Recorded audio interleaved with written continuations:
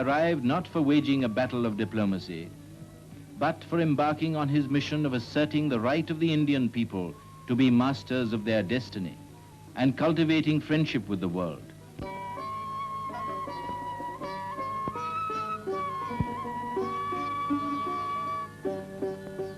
Accompanying Gandhi were two fellow delegates, Sarojini Naidu and Madan Mohan Malaviya.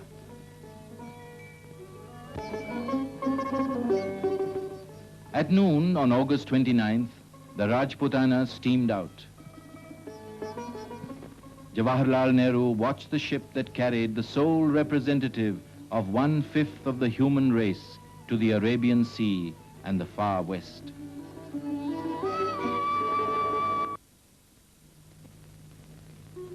Gandhi was in the best of spirits during the voyage.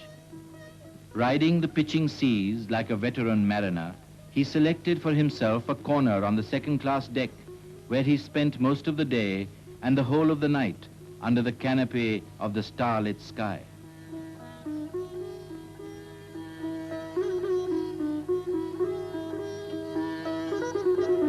The quaint traveler carried the scantiest of luggage and scrupulously observed his daily routine on board the ship.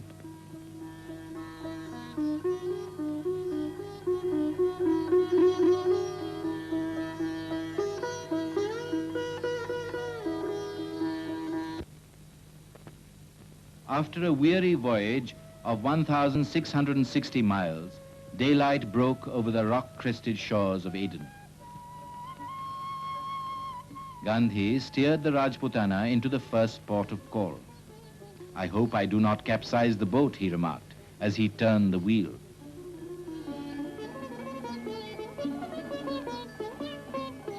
A big welcome awaited Gandhi at Aden.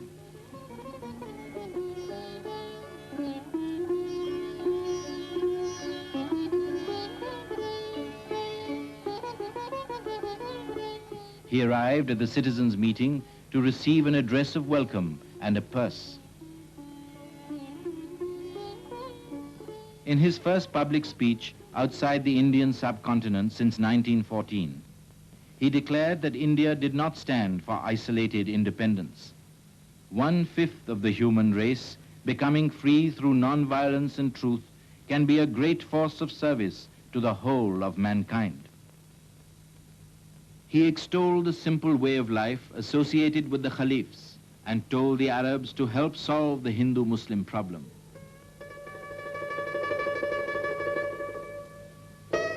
As the ship was gliding through the Suez, messages of welcome from the Egyptians poured in. On crossing the Egyptian waters, Madame Zaghlul Pasha sent the great leader of Great India her best wishes for the success of the Indian cause. Gandhi had in his loyal secretary Mahadev Desai an assistant who not merely relieved him of much of his routine work, but put his keen intellect and tireless capacity for work at his disposal. Mahadev's devotion to Gandhi was complete, and Gandhi's affection for him deep and unbounded.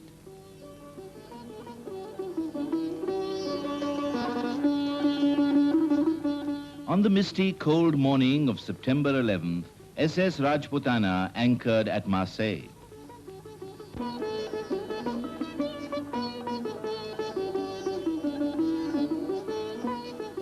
When the spiritual ambassador of India alighted on the soil of war-weary Europe, he was hailed with shouts of "Vive la Gandhi!"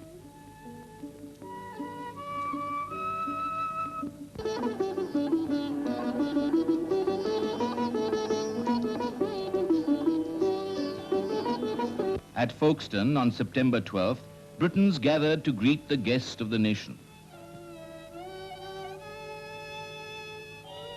Gandhi landed on British soil with thoughts of the hard task ahead. "I am here to vindicate the honor of India and to uphold truth as I see it, for I believe it is the keystone of life."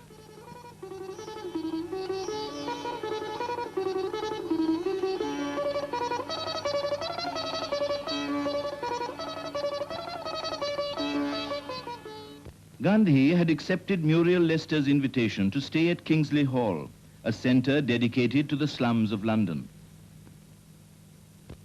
The members of every section of Bow assembled outside Kingsley Hall to welcome Gandhi.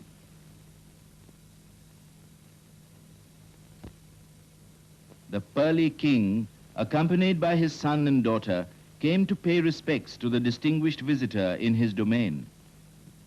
Gandhi greeted the costermonger royalties, who offered him their best oranges. Take the orange, yes. Thank you, thank you. Thank you. I take only one, I take two. Kill!